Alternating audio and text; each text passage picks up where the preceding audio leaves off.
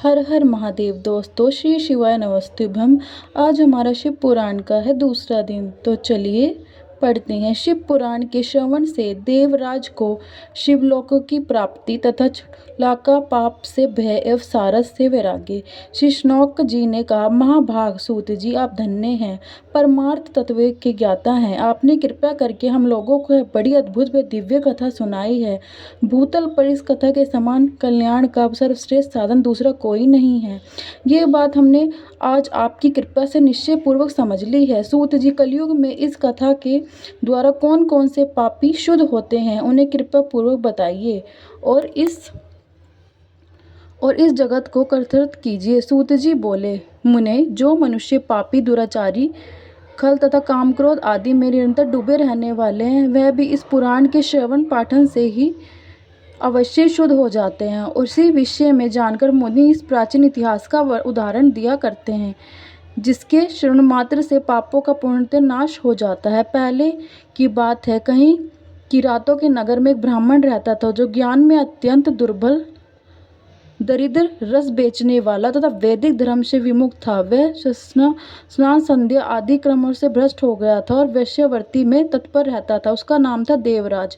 वह अपने ऊपर विश्वास करने वाले लोगों को ठगा करता था। उसने ब्राह्मण, क्षत्रियों, वैश्य, शूद्र तथा दूसरों को भी अनेक बहानों से मारकर उनका धन हड़प लिया, परंतु उस पापी का थोड़ा सा भी धन कभी धर्म के काम में नहीं लगा। वह वैश्यगामी तथा सब प्रकार से लाचार भ्रष्ट था। एक दिन घूमता घूमता वह देवयोग से परिष्ठानपुर झूसी प्रयाग में जा पहुंचा। वहां उसने शिवालय देखा, जहाँ बहुत से साधु महात्मा एकत्रित हुए थे। देवराज उस शिवालय में ठहर गया, किंतु वहाँ उस ब्राह्मण को ज्वर आ गया। उस ज्वर से उसको बड़ी पीड़ा होने लगी। वह एक ब्राह्मण देवता शिव पुराण की कथा सुना रहे थे। ज्वर में पड़ा हुआ देवराज ब्राह्मण के मुखारविंद से निकली हुई शिव कथा को निरंतर सुनता रहा और 1 मास के बाद वह ज्वर से अत्यंत पीड़ित होकर चल बसा और यमराज के दूत आए और उसे पक्षों से बांधकर बलपूर्वक यमपुरी में ले गए। इतने में शिवलोक से भगवान शिव के पाषाणगद आ गए। उनके कोण अर्ध कपूर के समान उज्ज्वल थे, हाथ त्रिशूल से सुशोभित हो रहे थे। उनके संपूर्ण अंग भस्म से उपदाशित थे और रुद्राक्षी मालाएं और उनके शरीर की शोभा बढ़ा रही थीं। वे सब के सब क्रोधपूर्वक यमपुरी में गए। यमराज के दूतों को मार पीट कर बराबर धमकाकर उन्होंने देवराज को उनके चंगुल से छुड़ा लिया और अत्यंत अद्भुत विमान पर बिठाकर जब वे शिवदूत कैलाश जाने को हुए, तो उस समय यमपुरी में बड़ा भारी कोलाहल मच गया। उस कोलाहल को सुनकर धर्मराज अपने भवन से बाहर आए और साक्षात दूसरे रुद्रों के समान प्रतीत होने वाले उन चारों दूतों को देखकर धर्मराज ने उनका विधि पूर्वक पूजन किया और ज्ञान दृष्टि से देखकर सारा वृत्तांत जान लिया। उन्होंने भय के कारण भगवान शिव उन महात्माओं दूतों से कोई बात नहीं पूछी और उल्टे उनकी पूजा प्रार्थना के तत्पश्चात वे शिवदूत कैलाश को चले गए और वहां पहुंचकर उन्होंने उस ब्राह्मण को दया सागर शाम शिव के हाथों में दे दिया।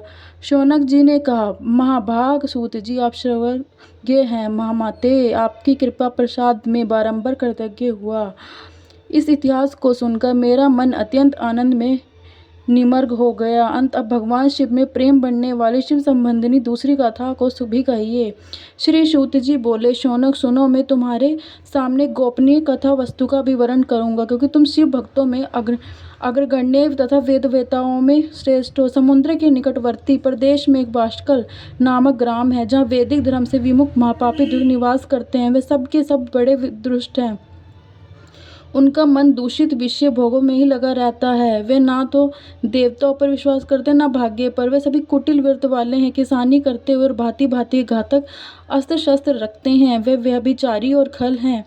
ज्ञान, वैराग्य तथा संदर्भ का सेवन ही मनुष्य के लिए परम पुरुषार्थ है। इस बात को वे बिल्कुल नहीं जानते कि सभी पशु बुद्धि वाले हैं।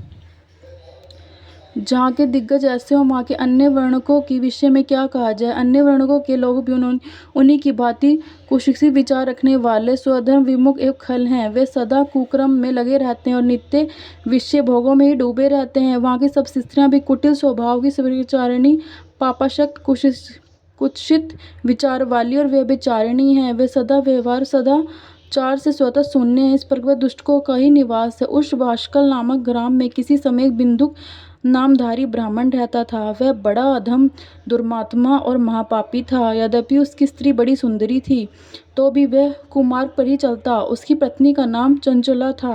वह सदा उत्तम धर्म के पालन में ही लगी रहती थी, तो भी उसे छोड़कर वह दुष्ट ब्राह्मण वेश्यागामी हो गया। इस प्रकार कुकर्म में लगे हुए उस बिंदु के बहुत वर्ष व्यतीत हो गए और उसकी स्त्री चंचला काम से पीड़ित होने पर भी स्वधर्म नाश के भय से क्लेश सहकर भी दीर्घकाल तक धर्म से भ्रष्ट नहीं हुई, परंतु दुराचारी पति के आचरण से प्रभावित हो आगे चलकर वह स्त्री भी दुराचारिणी हो गई। इस तरह दुचार में डूबे हुए उस मूढ़ चित्त वाले पति पत्नी का बहुत सा समय व्यर्थ बीत गया और तदनंतर शूद्र जातीय वैश्य का पति बना हुआ वह दूषित बुद्धि वाला दुष्ट ब्राह्मण बिंदुक समय अनुसार मृत्यु को प्राप्त हो नरक में जा पड़ा। बहुत दिनों तक नरक के दुख भोगकर वह मूढ़ बुद्धि पापी विंध्य पर्वत पर भयंकर पिशाच हुआ। इधर उस दुराचारी पति बिंदु के मर जाने पर मूढ़हत्या चंचुला बहुत समय तक पुत्रों के साथ अपने घर में ही रही और एक दिन देवयोग में किसी पुण्य प्रवेश आने पर वह स्त्री भाई बंधुओं के साथ गोकर्ण क्षेत्र में गई और तीर्थयात्रियों के से उसने भी उस समय जाकर किसी तीर्थ के जल में स्नान किया और फिर वह साधारणतः मेला देखने की दृष्टि से बंधुजनों के साथ यत्र तत्र घूमने लगी। घूमती फिरती घामती किसी देव मंदिर में गई और वहां उसने एक देवज्ञ ब्राह्मण के मुख से भगवान शिव की परम पवित्र कारिणी उत्तम पौराणिक कथा सुनी। कथावाचक ब्राह्मण कह रहे हैं, जो स्त्रियां पर पुरुषों के साथ व्यभिचारी करती हैं, वह मरने के बाद जब यमलोक